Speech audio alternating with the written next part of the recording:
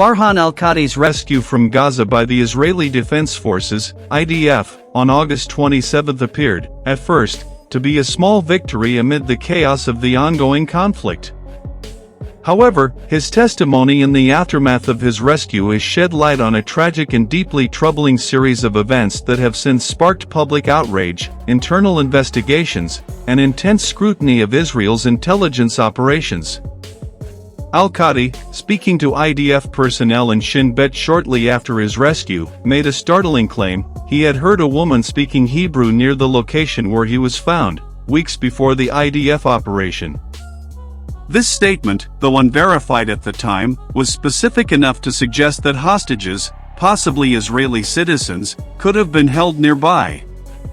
Al-Qadi's warning, however, was not acted upon with urgency. Both the IDF and Shin Bet reportedly dismissed his account, questioning its credibility due to the lack of corroborating evidence or supporting intelligence. Tragically, just 2 days after al-Qadi's rescue, on August 29, 6 hostages were murdered in a Gaza tunnel. Their bodies were discovered by IDF search teams on August 31, mere days after al-Qadi had sounded the alarm. The connection between al-Qadi's testimony and the subsequent deaths of the hostages has raised profound questions about the decision-making processes within Israel's military and intelligence agencies. Could these lives have been saved if his account had been taken more seriously? The IDF launched an internal investigation to understand what went wrong. Early findings suggest that there was no actionable, real-time intelligence about the hostages' whereabouts at the time of their deaths. Al-Qadi's testimony, though specific, was reportedly deprioritized due to concerns about its reliability and the lack of immediate evidence to support it. This decision, now under intense scrutiny, highlights the challenges of operating in a war zone, where separating credible intelligence from noise can mean the difference between life and death. Criticism of this handling has been swift and widespread. Families of the victims have voiced their anguish and anger, accusing Israeli authorities of failing to act on even the slimmest chance of rescuing their loved ones. If there was even a 1% chance that the information was accurate, why was it ignored? One grieving relative asked during an emotional press conference.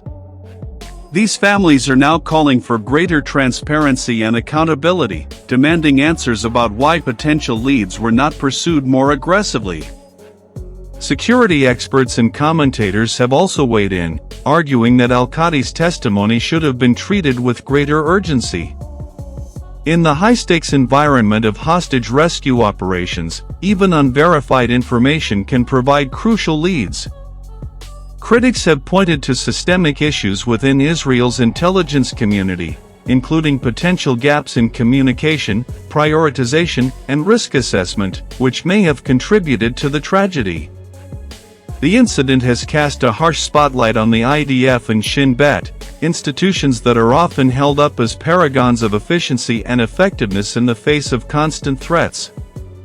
While these agencies have carried out numerous successful operations, the failure to act on al-Qadi's warning underscores the limits and vulnerabilities of even the most advanced security systems. The dense and labyrinthine network of tunnels in Gaza, used by Hamas for military operations and holding hostages, adds another layer of complexity to these challenges. Public pressure is mounting for a comprehensive review of how Israel handles intelligence in conflict zones. Lawmakers, activists, and military veterans have called for reforms to ensure that potential leads, no matter how uncertain, are thoroughly investigated. Some have suggested the creation of a dedicated task force within the IDF to focus exclusively on hostage recovery operations, equipped with the resources and authority to act swiftly and decisively. For al-Qadi, the experience has been harrowing. As a survivor, his testimony has become a focal point in the broader narrative of the conflict, a painful reminder of the human cost of misjudged decisions and missed opportunities. His warnings, now viewed in hindsight as a critical but overlooked piece of the puzzle, have left many wondering what might have been. This incident also feeds into the broader debate within Israel about the effectiveness of its strategies in Gaza. While the IDF has achieved tactical successes, the loss of these hostages, despite an apparent warning, has shaken public confidence in the country's ability to protect its citizens.